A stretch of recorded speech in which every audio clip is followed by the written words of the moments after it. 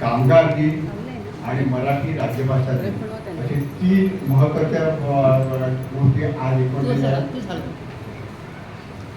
तर कामगार दिनाचं वैशिष्ट्य तुम्हाला माहिती आहे. कामगार दिन अतिशय मोठ्या प्रमाणात आपल्या कामगार क्षेत्रात उत्पादन क्षेत्रात साजरा होतो. कामगार दिनाला खूप मोठा इतिहास आहे. कामगार दिन म्हटलं तर त्याचा एक वेगळा मोठा कार्यक्रम होऊ शकेल असं कोणाची इच्छा असेल तर त्याने आपण करूया जरूर. तर आज आपण फोकस करणार आहोत राजभाषा दिन. तर मी मिसेस पिसोडकरांना विनंती करतो की त्यांनी कार्यक्रमाची सुरुवात करा.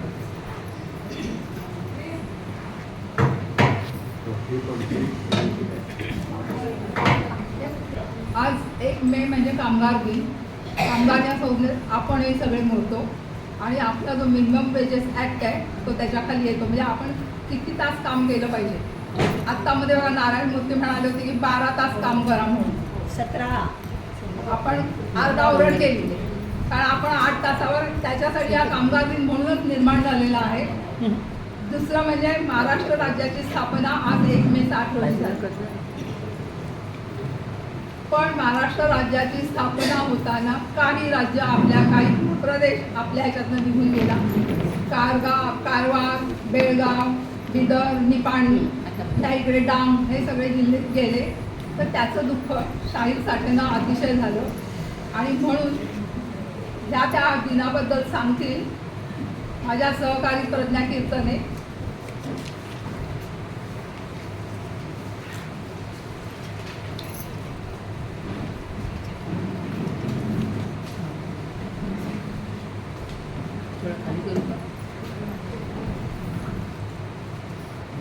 नमस्कार मंडळी. आज 1 मे म्हणजे महाराष्ट्र दिन. सर्वत्र जय जय महाराष्ट्र माझा असा जयघोष घुमत आहे. आजच्या दिवशी महाराष्ट्र स्वतंत्र होऊन मुंबईसह संयुक्त महाराष्ट्र निर्माण झाला. पण हा विजय इतका सहज शक्य नव्हता. या लढ्यात अनेकांच्या प्राणांची बाजी लागली. जवळपास 4 वर्षांहून अधिक काळ तीव्र लढा सुरू होता. या संग्रामात 106 हुतात्म्यांचे बलिदान केले. या लढ्यात अनेक कामगार, कलाकार, लेखक, साहित्यकही सहभागी झाले होते. त्यापैकीच एक म्हणजे प्रल्हाद केशव अत्रे म्हणजेच आपले आचार्य अत्रे. संयुक्त महाराष्ट्राच्या लढ्यात आचार्य अत्रे पेटत्या मशालीसारखे धगधगत होते. त्यांची लेखणी आणि हजरजबाबीपणा उभ्या महाराष्ट्राला ठाऊकच होता. त्यांनी आपल्या मराठा वार्तापत्रातून सर्वांवर टीका केलीच, पण वैयक्तिक टीका करणाऱ्यांनाही त्यांनी सोडलं नाही. यापैकीच एक मी गाजलेला किस्सा सांगते. यापैकीच एक गाजलेला वाटलेला तो आचार्य अत्रे आणि यशवंतराव चव्हाण यांच्यामध्ये. आचार्य अत्रे यांनी एका भाषणात म्हटलं, मुंबईसह संयुक्त महाराष्ट्र झालाच पाहिजे. अत्रेंच्या या घोषणेतील सह यशवंतरावांना खटकला आणि त्यांनी तसे बोलून दाखवलं. तर त्यावर हजरजबाबी आणि संयुक्त महाराष्ट्रासाठी प्रचंड आग्रही असलेले अत्रे म्हणाले, चला एवढं महत्त्व कशाला असं म्हणतात. च किती महत्त्वाचा असतो हे तुम्हाला सांगायला हवं का. तुमच्या आडनावातला च काढला तर मागे काय राहतं, भान. अशा कडक शब्दात अत्रेंनी यशवंतरावांचा अपमान केला. परंतु पुढे संयुक्त महाराष्ट्राच्या आंदोलनादरम्यान अत्रेंनी यशवंतराव चव्हाणांना धारेवर धरलं खरं, पण 1962 साली जेव्हा यशवंतराव चव्हाणांना केंद्रात संरक्षण मंत्री म्हणून बोलवण्यात आलं तेव्हा अत्रेंनी त्यांचं स्वतः स्वागत केलं आणि विधानसभेत त्यांच्यावर हे केलं. तेव्हा त्यांनी विधानसभेत यशवंतरावांसाठी केलेल्या निरोपाच्या भाषणातून त्यांच्या मनाचा मोठेपणा दिसून येतो. आणि ते म्हणाले होते की यशवंतराव चव्हाणांचा स्वभाव असा आहे की त्यांच्याशी कोणी कायम वैर करूच शकत नाही आणि हे मी अनुभवावरून सांगतो.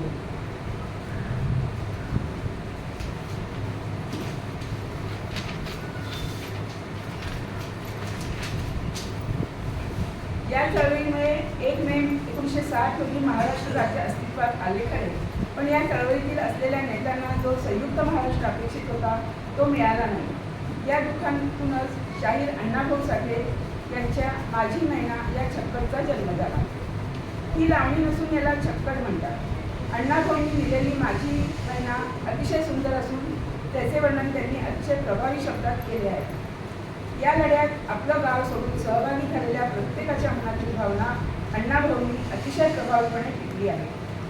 मराठी साहित्याचे जाणकार आणि संयुक्त महाराष्ट्र चळवळीचे अभ्यासक सांगतात की माझी मैना ही छप्पड महाराष्ट्रात येऊ न शकलेल्या बेळगाव कारवार या भागाचे प्रतीक आहे. कारण हा भाग पण अतिशय सुंदर आहे. हा भाग तुटला तेव्हा दोन जीव एकमेकांपासून वेगळे झाल्याच्या भावना चळवळीतील नेत्यांमध्ये होत्या आणि त्या अण्णाभाऊंनी या गीतात टिकल्या आहेत. बेळगाव व कारवार हा भाग अजूनही महाराष्ट्रात आला नाही. त्यामुळे राघू व मैना यांची भेट कधी होईल याची लोक आजही वाट पाहत आहेत. त्यामुळे अण्णाभाऊंची छप्पड आजही तेवढीच समर्पक वाटते. तर मी ती छप्पडची 2 कडवी ऐकवली.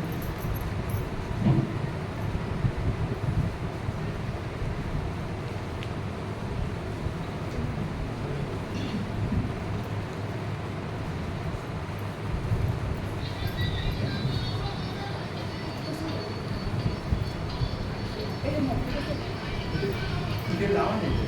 अच्छा.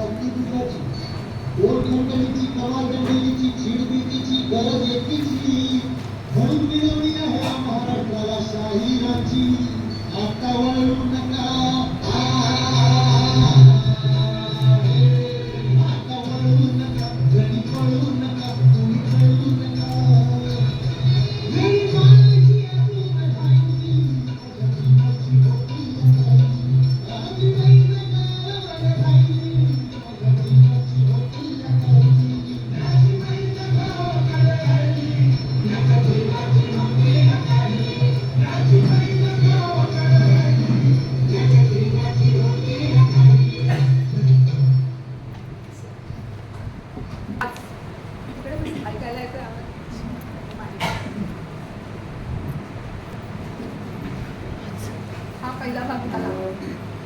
चालू करायचं.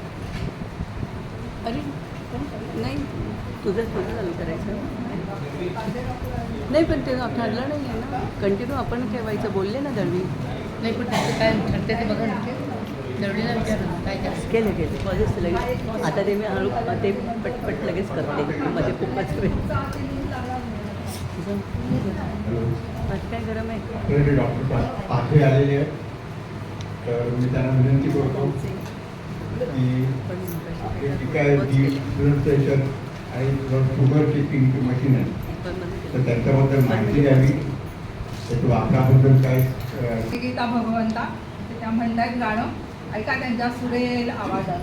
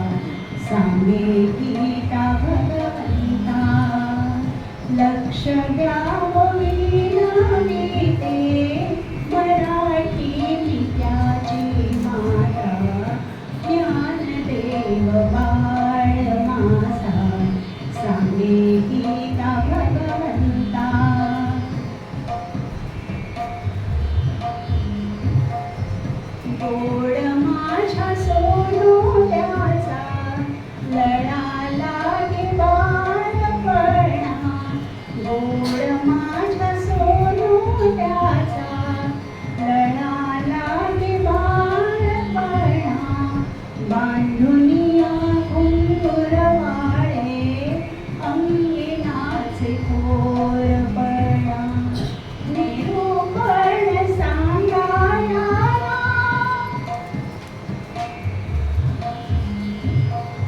निरूपण सांगायला तुम्ही द्या हो शहाणपणा, बाळमुखी मोठा घास भरवा हो जगन्नाथा, ज्ञानदेव बाळ माझा सांगे गीता भगवंता.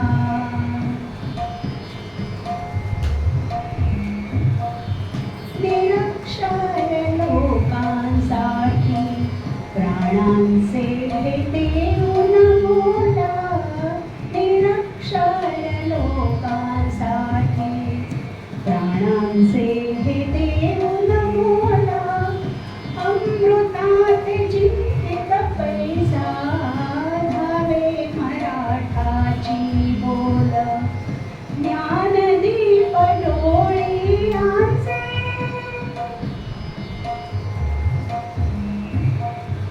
ज्ञानदीप डोळ्यांचे ते जाणतात जो बोला, देवगुरु खाली आले जोडुनिया दोन्ही हाता, ज्ञानदेव बाळ माझा सांगे गीता भगवंता. लक्ष द्या हो विनविते मराठी मित्राची माता, ज्ञानदेव बाळ माझा सांगे गीता भगवंता. धन्यवाद.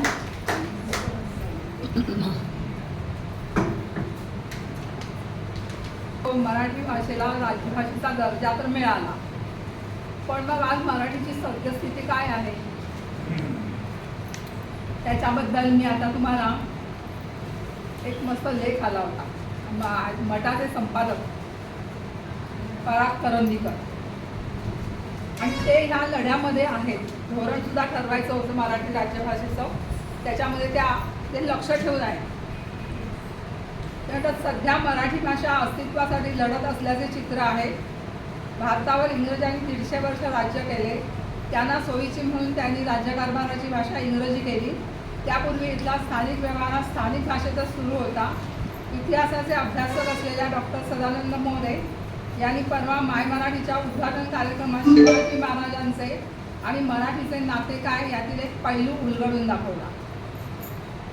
तो म्हणजे व्यवहारातील भाषा कोणतीही असली तरी त्यामध्ये इतर भाषेतील किती शब्द आले तरी राज्यकारभाराची अधिकृत भाषा ही मराठीच हवी असा आग्रह शिवछत्रपतींनी धरला. त्यासाठी आवश्यक असलेला राजभाषा कोश सिद्ध करून घेतला.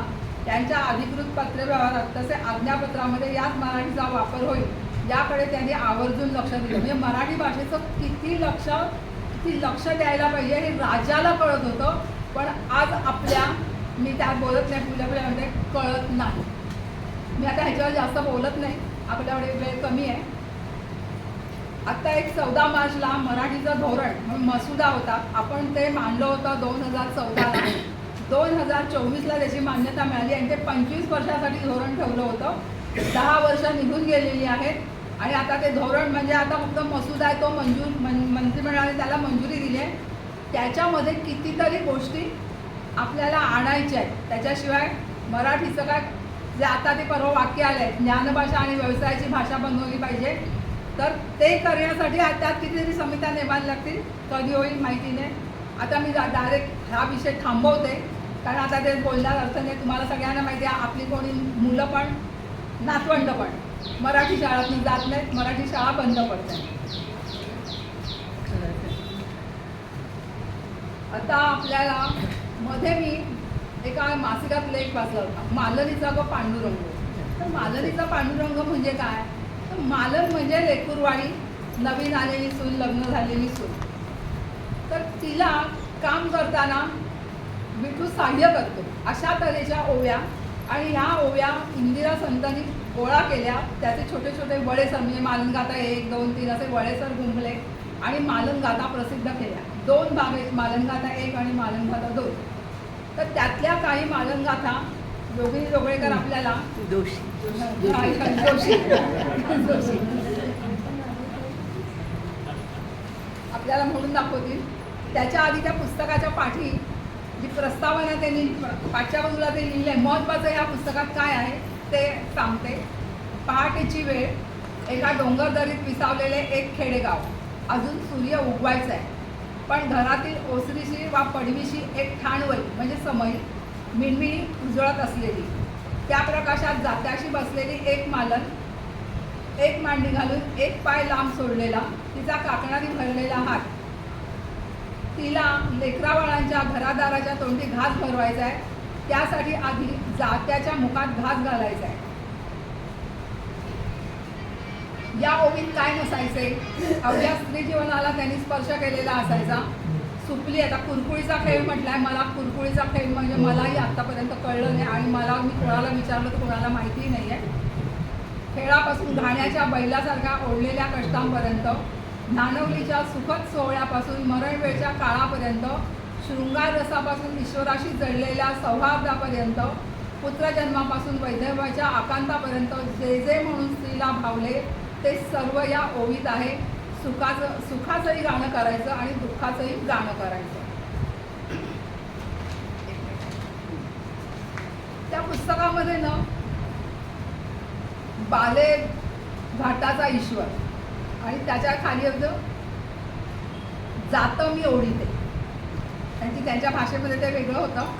तर त्यातल्या तशा माझे जात्याशी संबंधित अशा ओव्या आहेत, त्या योगिनीशी आपल्याला दाखवतील म्हणून. आणि बालेघाट हा सह्याद्री पर्वताचा डोंगर रंग आहे, आणि हा बालेघाट अहमदनगरमध्ये संगमनेर त्या तिकडे आहे. मॅडमला माहिती असेल म्हणून ह्या ओव्या त्यांना दिल्यात खास. नमस्कार. आता मी बोलते. शेती संस्कृतीत धान्य पिकवण्यापासून पकवण्यापर्यंत ज्या महत्त्वाच्या सुविधा निर्माण झाल्या त्यात जातं ही शेवटची सुविधा. घरच्या मालकीशी मालन त्याला अन्नदाता परमेश्वरच मानते. तो तिचा जिवलग मित्र आहे.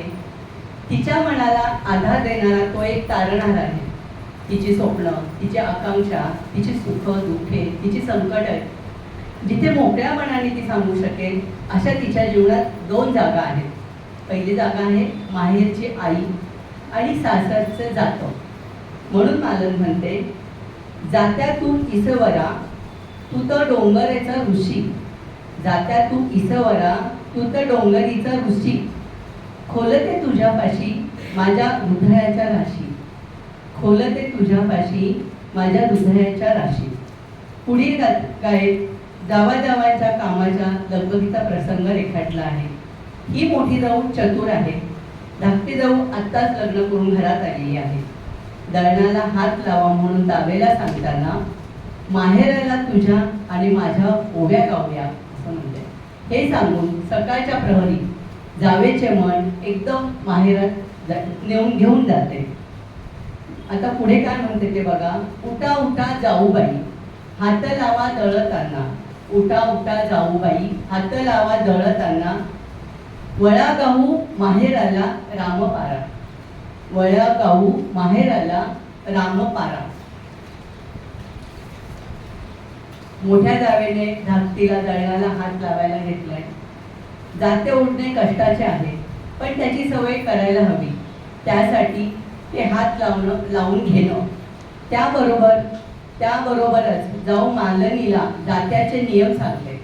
ह्या दोघी अगदी मनापासून दळत आहेत. चंदनाचे उगाळून गंध करावे इतके बारीक पीठ दळत आहेत. आणि दळताना माहेरच्या ओव्यांबरोबरच मोठ्या जावेचे धाकटीला मार्गदर्शन पण चालू आहे. दळण दळीते साजणी जावा जावा. दळण दळीती साजणी जावा जावा. दळण दळीताती दळण दळीताती जसा चंदन किसावा. गाण्याच्या नादावर बाई ओढावा दगड, गाण्याच्या नादावर बाई ओढावा दगड, कामामंदी काम बाई दळण अवघड, कामामंदी काम बाई दळण अवघड. दात्याला वैरण ग, दात्याला वैरण ग, घालुनी लई थोडी, घालुनी लई थोडी. कष्टी होता इसावर, कष्टी होता इसावर, मुठ घ्यावी एक जोडी, मुठ घ्यावी एक जोडी. सुनांना ह्या सासूविषयी जिव्हाळा वाटतो. त्याला 2 कारणे दिसून येतात. प्रथम, सासूचे सुनेला मुलगी म्हणून वागवणे, तिच्या चुकांबद्दल तिला ना रागवणे, समजावून देणे, तिच्या आवडीनिवडीकडे लक्ष देणे, तिचे दुखले खुपले पाहणे. ह्या साऱ्या गोष्टीमुळे तिला सासूकडून आईची माया मिळते आणि तिचे मन कृतज्ञतेने भरून येते. दुसरी गोष्ट म्हणजे सुनेचा नवरा सर्वांसारखा सुजाण प्रेमळ असतो. हे देणं त्याला आईच्या वागण्यामुळे लाभते. सासरचे हे मर्मबंधातील सुख म्हणजे सासूचे देणे आहे अशी ती समजते. ह्या आत्मभावनेने ह्या ओव्या आखलेल्या आहेत, माखलेल्या आहेत. आता त्या ओव्या काय बघूया. बया मालणी परास, बया मालणी परास, सासूबाईचा उपकार, दिला पोटीचा चंद्रहार, जीव माझा बी झाला गार. सासूबाई आत्तीबाई तुमच्या सोनियाच्या निर्या, सासूबाई आत्तीबाई तुमच्या सोनियाच्या निर्या, आऊक मागिते तुमच्या पोटीच्या व चाऱ्या चिऱ्या. सासूबाई आत्तीबाई पतिव्रता ती माऊली, तिच्या ग पुण्याची माझी अखंड सावली, तिच्या ग पुण्याची माझी अखंड ग सावली. धन्यवाद. आता येते नंदा लोंढे. त्यांच्या वऱ्हाडी बोलीतून त्यांनी कसं मराठी भाषेचं जे काय आज झालेलं आहे घोरपड ते त्यांनी सगळे शालजोडीतून हाणलेले आहे ते आता आपण ऐकूया.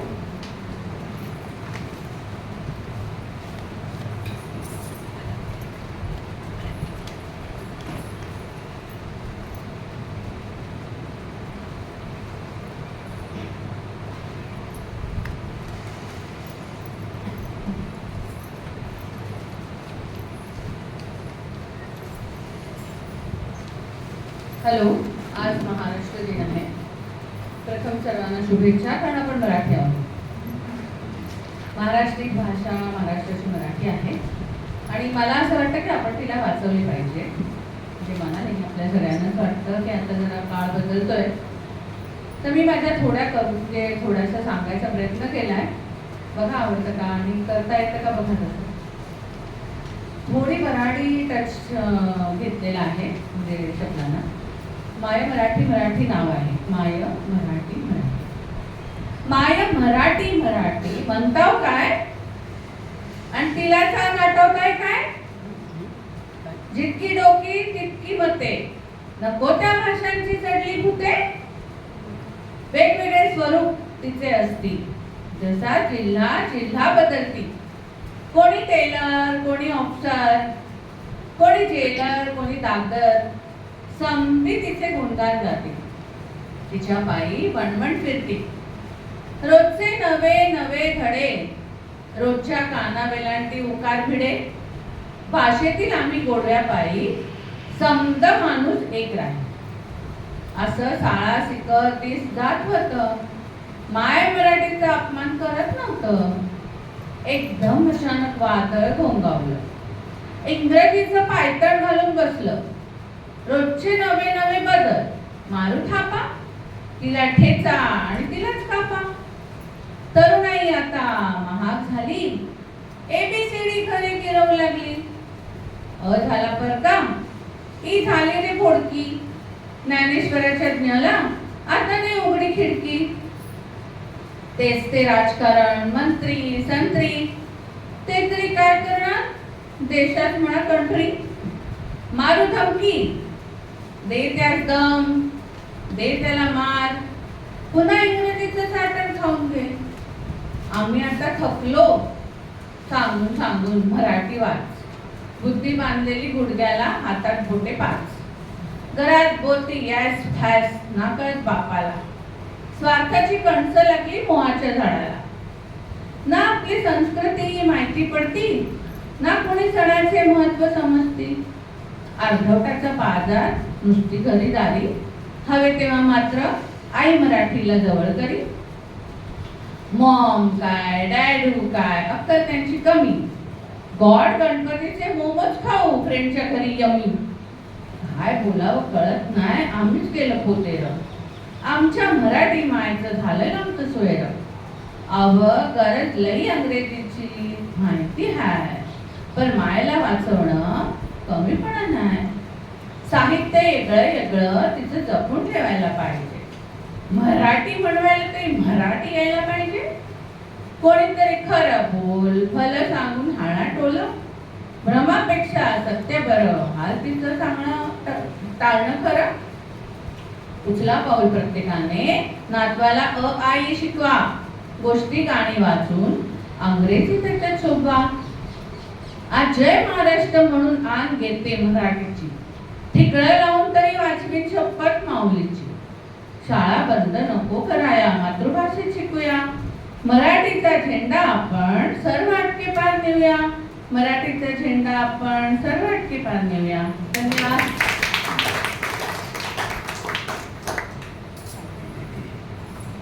शुभांगी भोसले.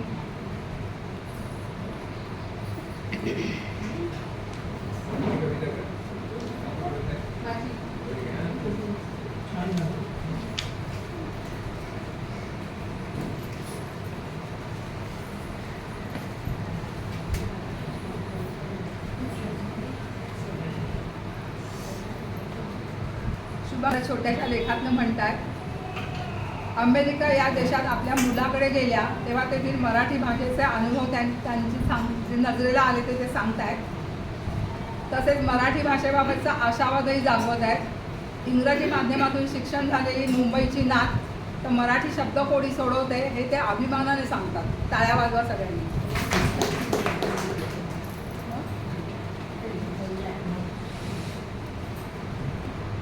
आज महाराष्ट्र दिन आणि मराठी राजभाषा या निमित्त मी तुम्हाला शुभेच्छा देते. तर मी हे लिहून सांगण्याचा प्रयत्न करते, काय चुकलं असेल तर क्षमा असावी. मराठी राजभाषा दिन. मराठी भाषा ही प्राचीन भाषांपैकी एक भाषा आहे. मराठी मातृभाषा बोलणाऱ्या लोकसंख्येनुसार मराठी भाषा जगातील 10व्या स्थानावर तर भारतात 3ऱ्या स्थानावर आहे. मराठी भाषा ही भारताच्या 22 अधिकृत भाषांपैकी महाराष्ट्राची अधिकृत भाषा आहे, तर गोव्याची ही सहअधिकृत भाषा आहे.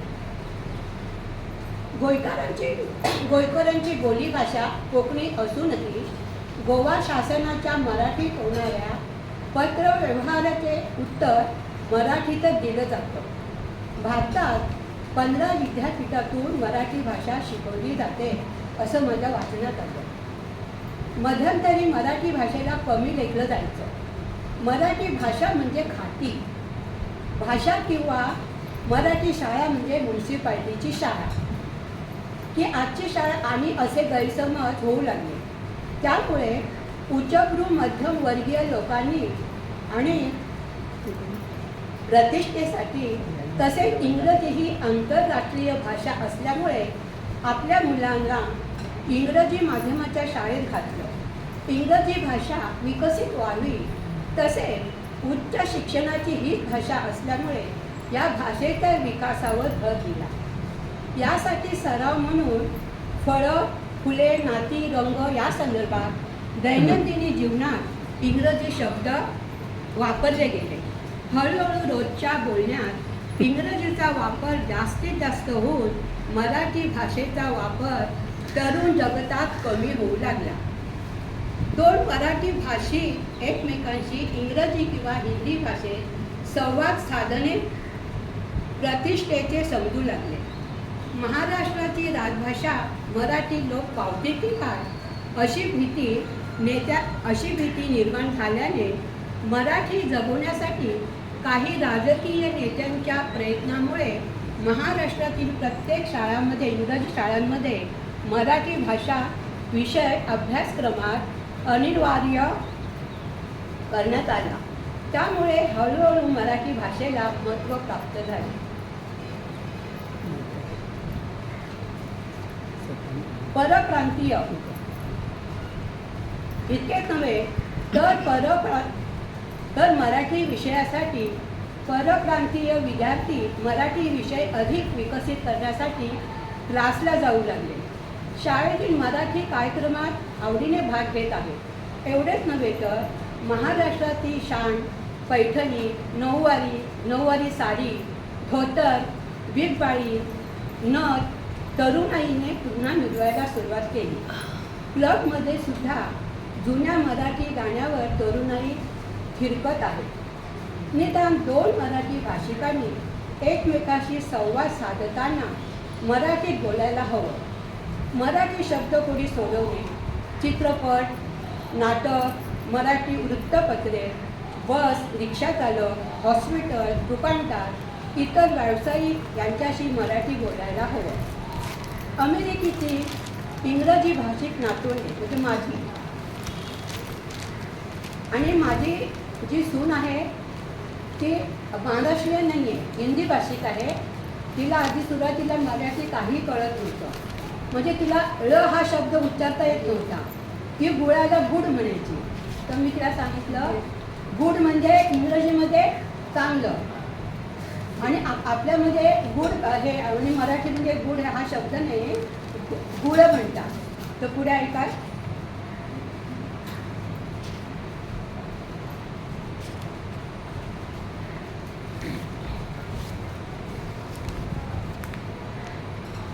तर अमेरिकेतील इंग्रजी भाषिक नातवंडे आणि हिंदी भाषिक सून आणि त्यांचे परप्रांतीय मित्र म्हणजे ते मित्र कसे हिंदी बोलणारे, बंगाली बोलणारे, कन्नड बोलणारे आणि मराठी म्हणजे मोजकेच बोलणारे. म्हणजे सगळे आपल्या भारतात जेवढ्या भाषा आहेत ते सगळ्या भाषेतले तिथे म्हणजे विद्यार्थी गेलेले असतात आणि तिथेच ते स्थायिक होतात.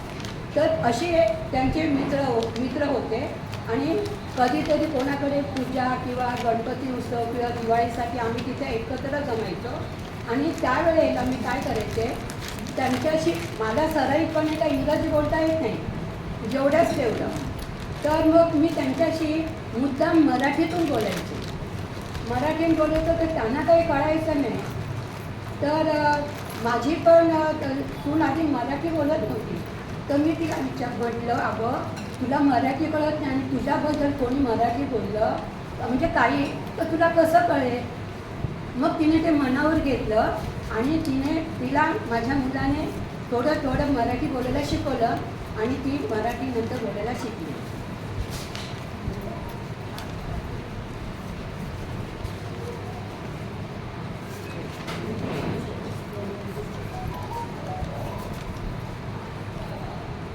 नातवंडे, हिंदी भाषिक सून आणि त्यांचे परप्रांतीय मित्र परिवार यांच्याशी मला सराईतपणे इंग्रजी बोलता येत नसल्याने त्यांना समजो वा न समजो मी मात्र मराठीतूनच बोलायचे. नंतर माझा मुलगा या सर्वांना माझं बोलणं भाषांतर करून सांगायचा. हळूहळू त्यांना शब्द आणि त्याचे अर्थ कळायला लागले. ते बोलण्याचा प्रयत्न करू लागले. वर्षभरात काकी तुम्ही कशा आहात, या ना, बसा इथे, चहा घ्या, हे शब्द माझ्या कानावर पडू लागले. आणि मग त्यावेळेला मला बरं वाटायचं की अरे आपली भाषा ही लोक शिकायला किती म्हणजे आतुरतेने शिकतायत, आपुलकीने शिकतायत असं मला समाधान वाटायचं. तसेच इंग्रजी माध्यमातून शिक्षण झालेली शाळेत कधीही तिला मराठी भाषा शिकवली नाही. त्यांना ही फ्रेंच भाषा होती माझ्या नातीला. तर न शिकलेल्या नातीशी घरात कटाक्षानं शुद्ध मराठी बोललं जायचं. तसेच मराठी भाषा लिहायला वाचायला शिकवलं तिला आणि आता ती मराठी शब्दकोडीसुद्धा सोडवते. कदाचित मी शब्दकोडी तयार करते त्याचा तिला फायदा झाला असावा. आपले केंद्रीय मंत्री मिलिंद देवरा यांची दक्षिण भारतीय पत्नी पूजा शेट्टी, तुम्हाला देवरा माहितीच आहे, तर त्यांची पत्नी पूजा शेट्टी यांची मराठीत निदान बोलता यावे ही इच्छा असल्याने ऑनलाईन मराठी शिकवणी सुरू आहे आणि त्यांची शिक्षिका आहे माझी मुलगी. ती मराठी म्हणजे मराठी विषय घेऊन साहित्यिक घेऊन ती MA झाली आहे. हे सर्व पाहून मला तर वाटतं की आपल्या मराठी भाषेला चांगले दिवस आले आहेत. पण आपण आपली ही मराठी भाषा जीवित ठेवण्यासाठी आपला सहभाग असणे अत्यंत महत्त्वाचं आहे.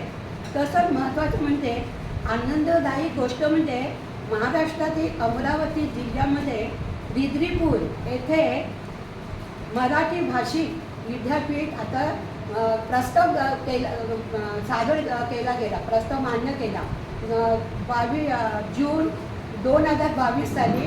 आणि आता ते मराठी विद्यापीठ या जून 2024ला सुरू होणार आहे असं मला वाचण्यात आले की मी ऐकलेलं आहे. तर ही सुद्धा आनंदाची गोष्ट आहे आणि आपलं मराठी पाऊल पुढे पडतं आहे त्याचा मला अभिमान आहे. धन्यवाद.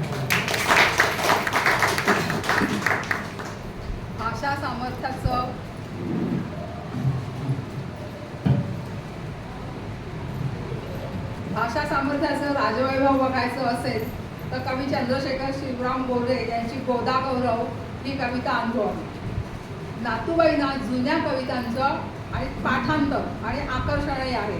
मी मागे त्यांच्याकडे गेल्यानंतर त्यांनी मला वामन पंडितांची वनसुधा ही कविता ऐकवली होती. तर ह्यावेळी मी ठरवलं की आपण गोदा गौरव आहे ती कविता नातूबाई त्या म्हणाल्या मी भाग घेणार आहे, म्हटलं मी तुम्हाला एक छान कविता देते. मी त्यांना बरोबर निवडले की नाही ते तुम्ही सांगा आता सगळ्यांना. नातूबाई या.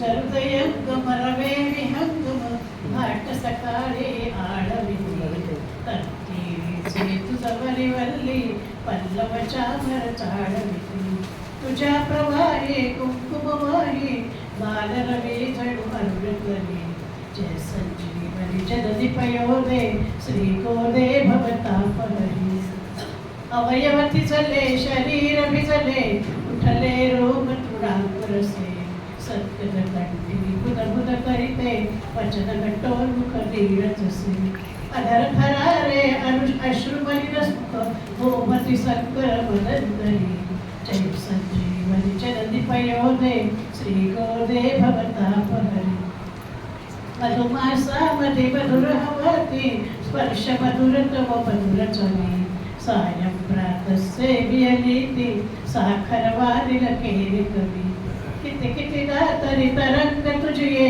अवलोकियले ज्ञानवले अभिनव तनुलाचल कुंभ्यासनु तवावगान मानवले अस्तोन्मुखमरविशं कुंकुमकेशर चंदन वाहुनिया तुझला वसंत पूजा करिता तुझी तासावरनी दिसे मजला करती झुळ झुळ विंजण वरे या समयी तुझ त्या झुळकी संध्या करिता रमणे तुझे हे दर्शन सुमन संध्या करिता रमणे तुझे हे दर्शन देवी सुमन झुळकी गंगा येता ग्रीष्मती नंदी पवन हियो जल केले करी जे कविते जो ग्रहणे करपती ते कर चंद्र तुझ्या कदली मासे तळपती तरंग झळकती तुषार चमकती जेविले या समयाला रूप तुझे हे दिसते रंग किती रहिले लंगोनी तटचे प्रावृतकारी सैरा वैरा धावत असे तयोदाने असे महोमुनी सलील वाहे सलील नसे तल्लिले मधी तल्लिल नोमू कल्लोलिनी कवी कवडतली जय संजीवन जननी पयोदे श्री गोदे भवतापहरी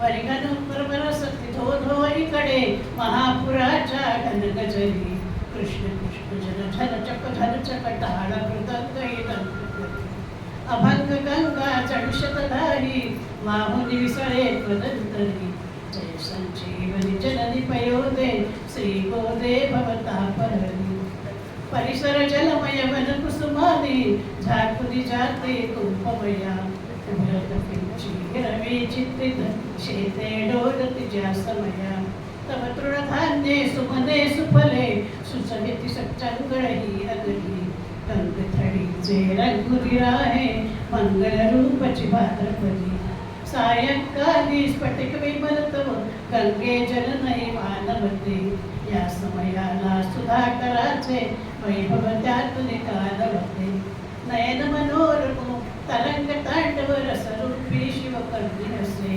स्वरगंगेचे प्रतिबिंबची जडू गंगा होऊन हेळी असे हिमऋतु माझी प्रभातकाली बाष्पतव उभार तुकावर तरते सकल वरुडे शाल धवलते भासे घातली तुझ बरते जणू म्हणूनच जे सुकोष्ट लागे गे बच घे त्या उदरी जय संजीवन जननी पयोदे श्री गोदे भवतापहरी शिशिरामाची गांगही शिशिरची तरीही माझी बरोबरी तापचे हरिते परिते भवतापाते गाय करी तया गदावरी गदा बसेया या गदाची निरंतरी जय संजीवनी जननी पयोदे श्री गोदे भवतापहरी जय संजीवनी जनन पयोदे श्री गोदे भवतापहरी. वर्णन आलेलं आहे त्याच्यामध्ये आणि थंडीमध्ये सुद्धा ती कशी असते ते दाखवलंय.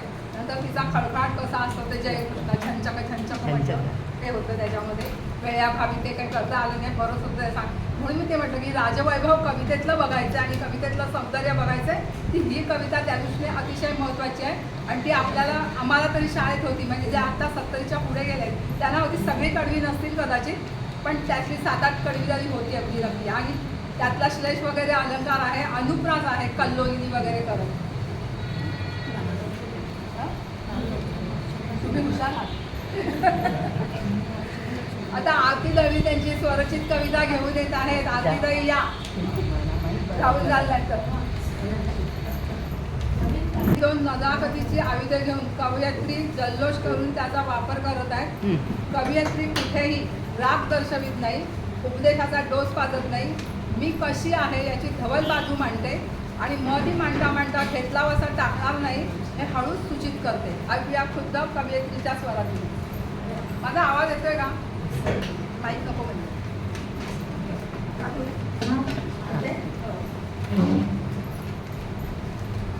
मराठी राज्यघटना दिनाच्या शुभेच्छा.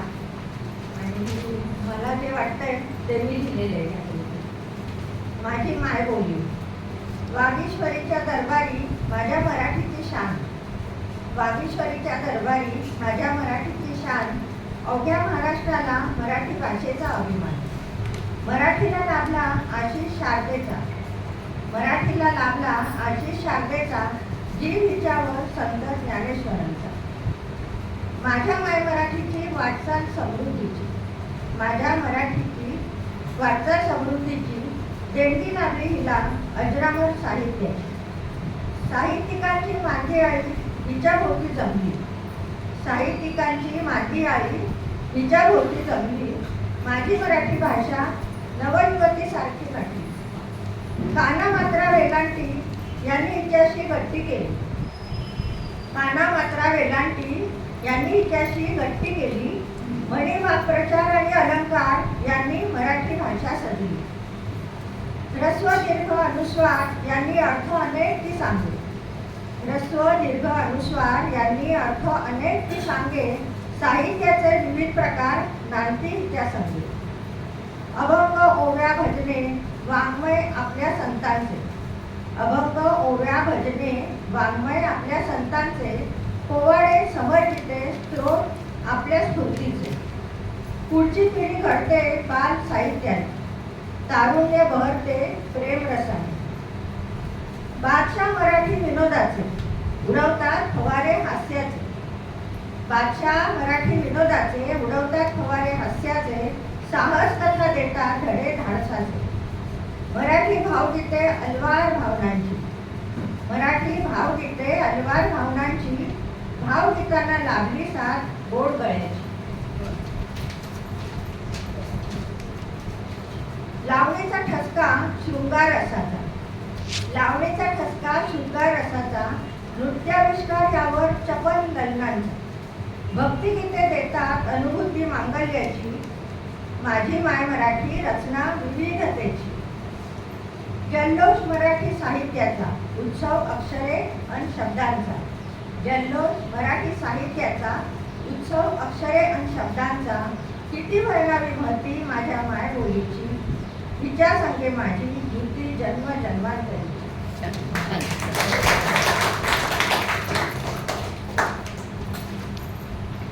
आता प्रभा गणपते एक जुनी 300 वर्षापूर्वीची कविता वामन पंडितांची. कृष्ण आणि त्याचे मित्र वनक्रीडा कशी करतात ते त्या कवितेत सांगितलंय. दुसरं म्हणजे साध्या विषयाचा आशय सौंदर्य कसं दिसतं ते इथे दिसतंय. आणि ह्याच्यात ते कृष्णाचे मित्र सवंगडी मुलंच खट्याळ कशी असतात. त्या वनामध्येच असलेल्या कुठल्या गोष्टी घेऊन त्यांचे मरकट चाळे चाललेले आहेत ते सांगत आहेत सौ प्रभा गणपते.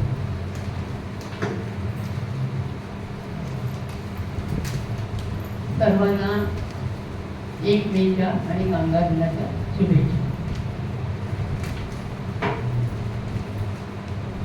वनी खेळती बाळते बल्लवांचे. तुरे खोविती मस्तकी पल्लवांचे. फुलांचे गळा घालिती दिव्यहार. स्वनाथा सवेते करीती विहार. स्वकौशल्यजा भुंजमाळात नाना. गळा घालिती ते करीती तनाना. शिरी बांधिती मोरपत्रे विचित्रे. शरीरावरी रेखती दिव्यचित्रे.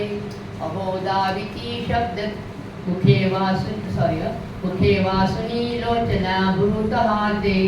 उभारुनिया वाकुल्या मर्कटाते.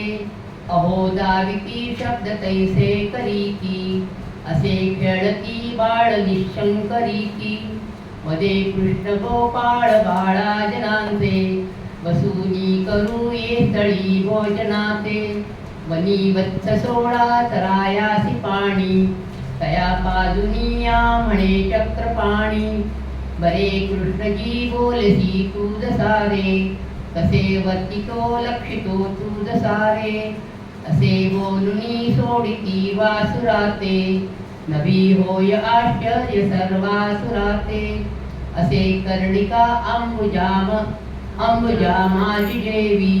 मुला मध्यभागी बसे कृष्ण जेवी. मुखी ग्रास सप्रेम घालून हाती. दही बात दे देवलीला पहाती.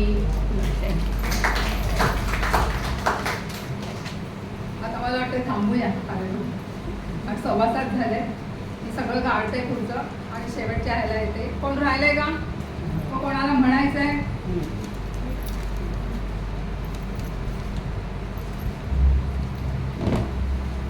आता आपण मराठीचं धोरण ठरलं.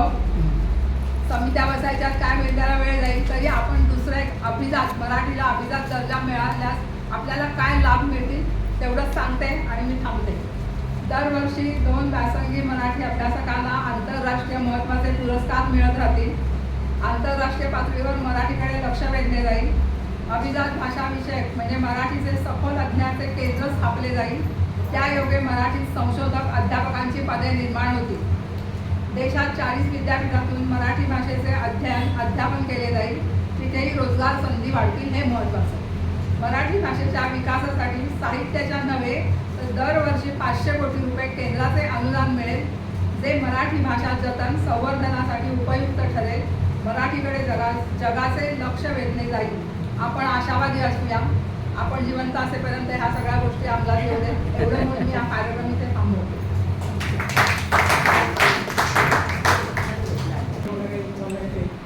त्याच्यामध्ये तुम्हाला आश्चर्य वाटेल आत्तापर्यंत फक्त 6 भाषा अभिजात म्हणून केंद्र सरकारने जाहीर केले.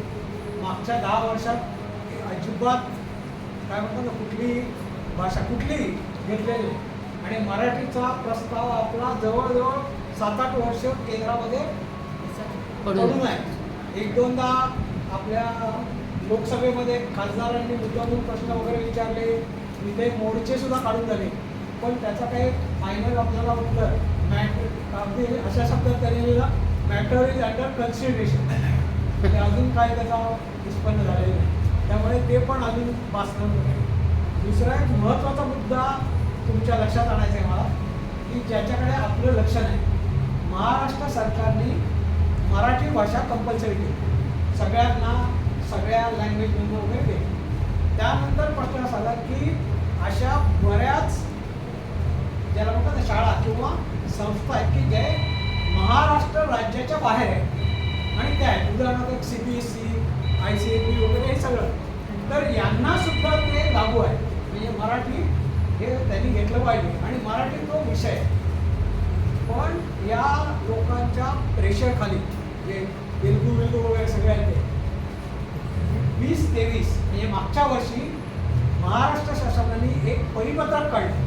बघा, परिपत्रक नाही, हे पॉलिसी बिलिसी सगळं ठरलं, कायदा झाला, कंपल्सरी केला.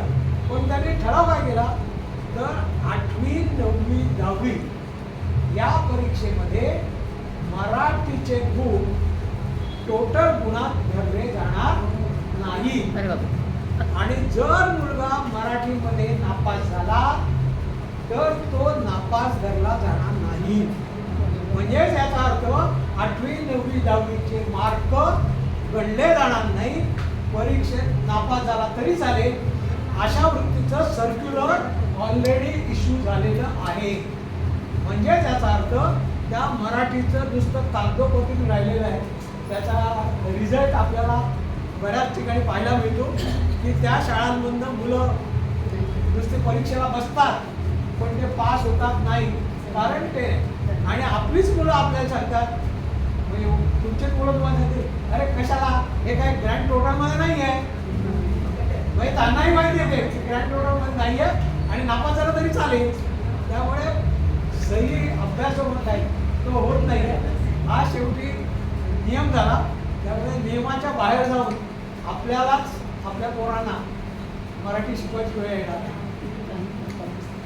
मराठीची कायदेशीर हत्या केलेली आहे. कायदेशीर हत्या. तीन भाषा कंपल्सरी ते आता फर्स्टला आहे, तर त्यांना फर्स्टला त्यांनी मराठीमध्ये शिकवायला सुरुवात केलेली आहे. हो, आणि आम्ही तिथं घरी अभ्यास सुद्धा घेतो.